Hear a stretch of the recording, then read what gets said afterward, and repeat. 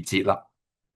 佢話：我求王撥步兵、馬兵幫助我們抵擋路上的仇敵啊！本以為羞恥啊，因我曾對王說：我們神施恩嘅手幫助啊！咁跟住咧，必幫助一切尋求他的，但他的能力和憤怒咧，必攻擊一切離棄他的啊！所以咧，我們禁食祈禱，我們神嘅神咧，他就應允了我們。睇到嘛？第7章、第8章而家係第5次出現神嘅手。本來以斯拉就話好唔好啊？靠人力咧，請王啊，即係話去派馬兵、派步兵去幫助回歸嘅百姓路上有平安啦。咁佢話唔需要，我哋祈禱求神親自保守幫助。於是佢禁食祈禱。嗱，記住啦吓，求人不如求乜嘢啊？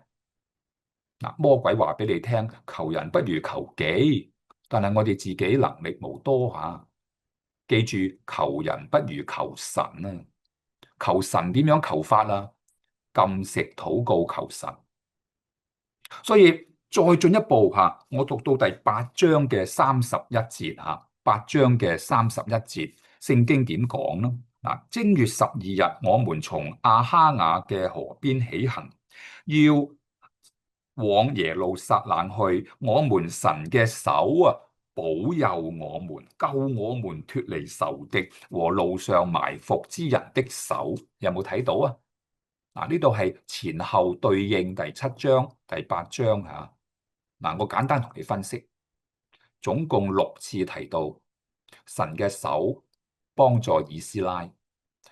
起程之前、起程嘅過程，到佢返到耶路撒冷，為佢哋預備人才、預備經濟、預備各方面吓。你睇落去啊，一個外邦嘅皇帝願意喺佢哋嘅師傅當中啊，有建殿嘅需要都會供應。